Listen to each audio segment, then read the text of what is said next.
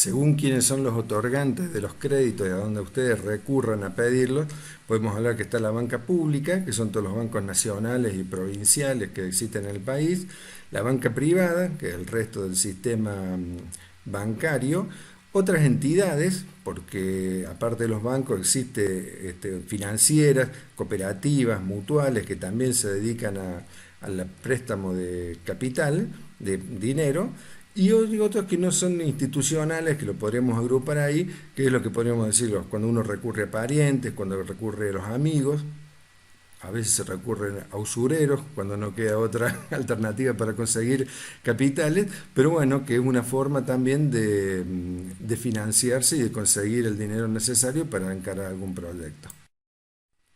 Como dijimos anteriormente, uno para poder acceder al crédito generalmente recurre a los bancos, sean públicos o privados. Y lo primero que le van a pedir en el banco es que armen una carpeta. Y esa carpeta va a tener que tener una determinada papelería y cumplir unos requisitos que se lo van a ir dando. Puede variar de acuerdo a cada banco, pero generalmente le van a pedir que incluya las escrituras de las propiedades, los contratos de arrendamiento, si tiene títulos de maquinaria, los títulos de vehículos, de acuerdo si son autónomos o monotributistas. ¿Se acuerdan que habíamos visto antes en las otras clases cuáles eran las diferencias entre uno y otro? Le van a pedir declaración juradas de ganancias, declaración juradas de IVA, los comprobantes de pago de autónomos, el formulario 931, que es el que incluye a los empleados, aquellos que tengan empleado en relación de dependencia, tienen que completar ese formulario y a través de ahí están pagando todo lo que es los aportes patronales, los aportes sindicales, la RT, va todo ahí en el formulario 931. Si son una sociedad, le van a pedir los balances de algún flujo de fondo, volumen de producción. A los monotributistas le pueden llegar a pedir las escrituras y todos esos títulos, más los pagos del monotributo.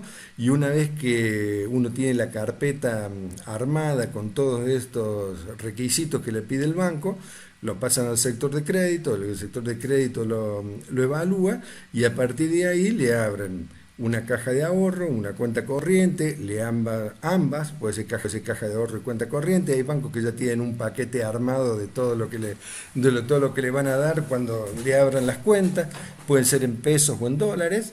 Y ahí le otorgan, si ha abierto una cuenta corriente, le van a otorgar una chequera de pago diferido, una chequera física, digamos, de cheque de pago diferido, le van a otorgar un descubierto autorizado. ¿Qué es eso del descubierto? Ustedes para operar y emitir cheques obviamente tienen que tener plata en la cuenta al vencimiento de los mismos. Operar con un descubierto autorizado implica que si ustedes emitieron un cheque a 30 días y a los 30 días no está la plata para cubrirlo, el banco se lo va a cubrir.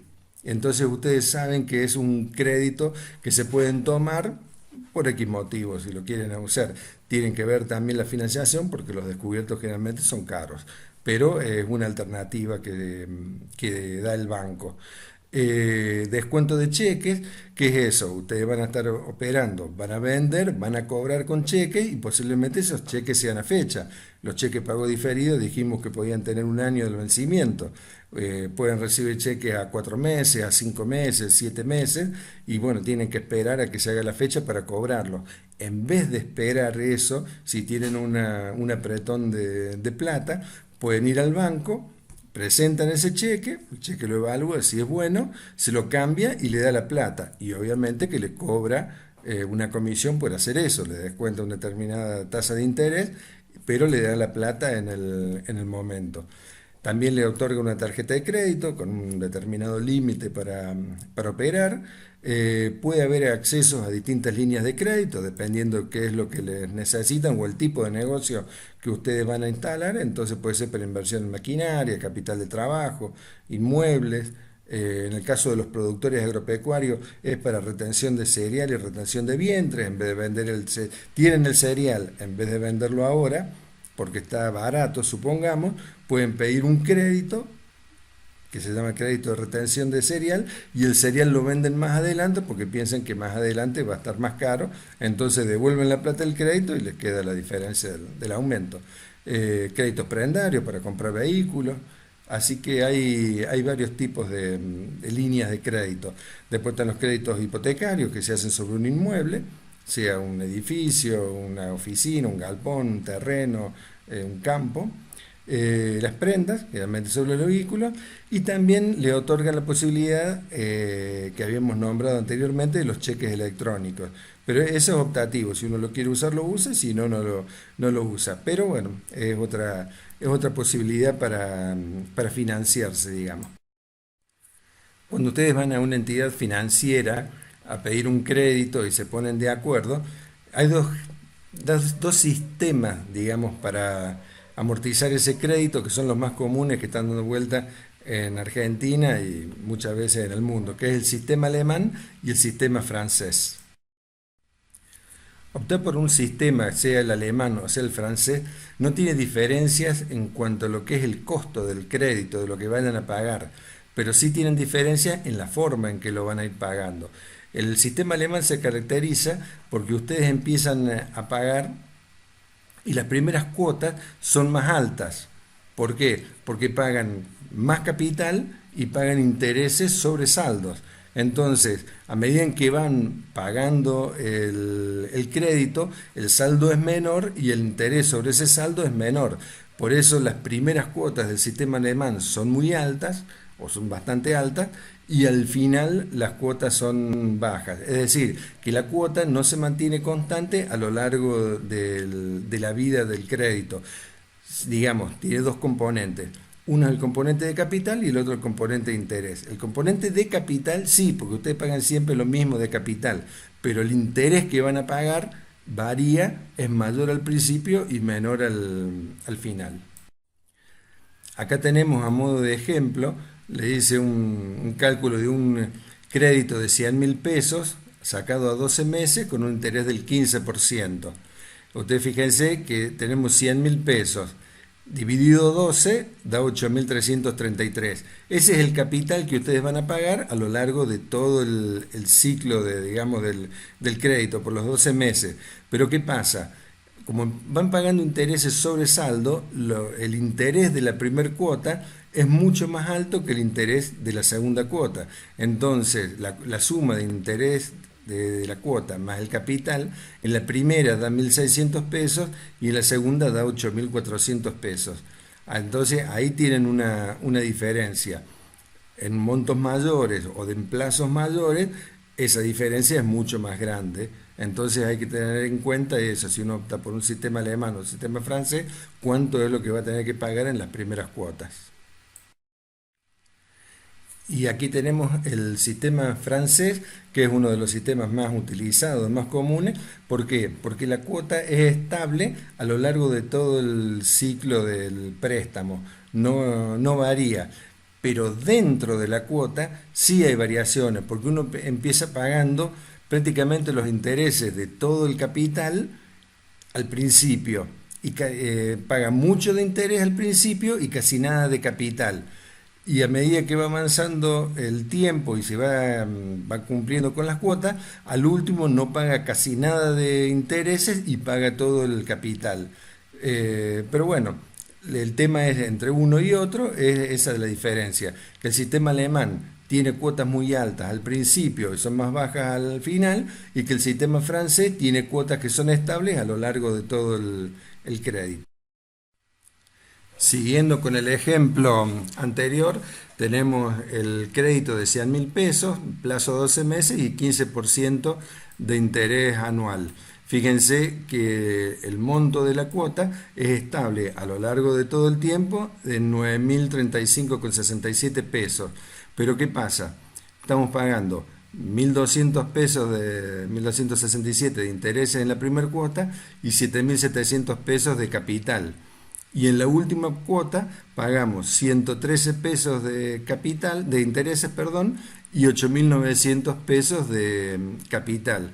Es decir, varía mucho lo que uno paga de capital entre el principio y el final, pero bueno, hace que la cuota sea estable a lo largo del tiempo.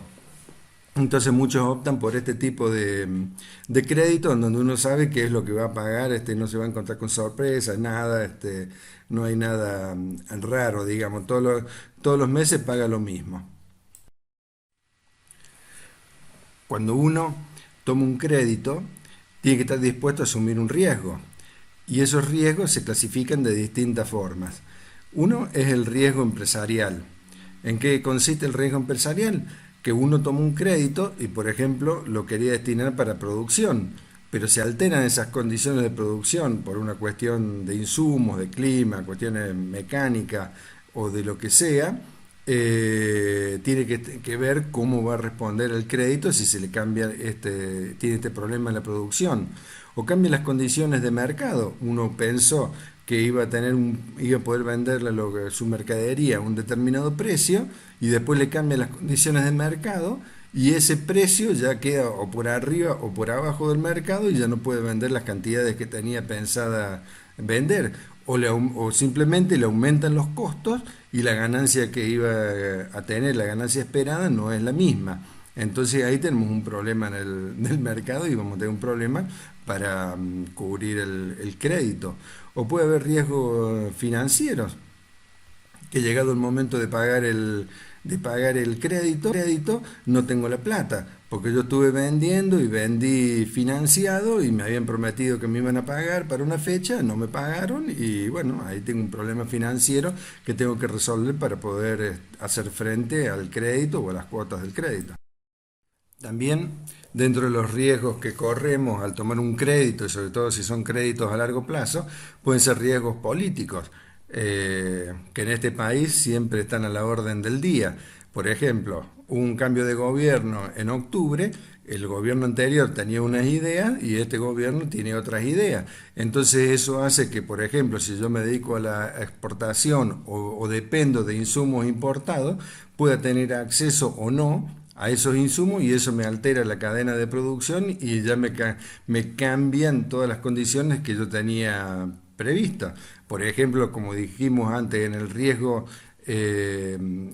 empresarial que me cambia el mercado. Me cambió el mercado porque me cerraron la importación del insumo que era base para lo que yo producía y bueno, ya me quedé con un crédito sacado, un compromiso de pago determinado y no puedo producir en las condiciones que tenía pensadas. Y después tenemos el riesgo cambiario. Nosotros hicimos toda la cuenta en Argentina, que somos tan dependientes del dólar, hicimos todas las cuentas pensando con un valor de dólar o que podía haber una determinada variación de dólar y hoy nos encontramos con que tenemos 4 o 5 tipos de cambio y que la gente se maneja con el dólar blue, que es el que está a 120, pero también está el dólar oficial que está a 69, pero no hay acceso. Y bueno, todas esas cosas impactan en lo que yo lo que voy a producir y me impactan en la disponibilidad de dinero que yo voy a tener para hacer frente a esos créditos. Volviendo al ejemplo de los insumos, si yo dependía de insumos importados para producir, imagínense que ahora me están entrando a un dólar que antes de las elecciones estaba a 45 en agosto, después se fue a 60, hoy está en 69 y todo hace presumir que va a seguir aumentando. Entonces, dentro de mi planificación, eso es un cambio bastante importante que voy a tener. Nosotros estuvimos viendo todo lo que era el crédito, el acceso al crédito, los tipos de crédito que teníamos, los instrumentos para financiarnos, los sistemas para calcular los créditos, sistema alemán, sistema francés y los plazos, corto, mediano o largo plazo. Ahora lo que vamos a tratar de ver es, una vez que tenemos el acceso al crédito y sabemos de cuánta plata vamos a disponer, nosotros vamos a tener un proyecto donde queremos invertir esa plata y lo que tenemos que determinar o tratar de determinar es si ese proyecto es viable en el tiempo y si realmente me va a producir la ganancia que yo estoy esperando. ¿Eso cómo lo hacemos? A través de la VAN, que es el valor actual neto, y de la TIR, que es la tasa interna de retorno, que es lo que ahora vamos a empezar a desarrollar.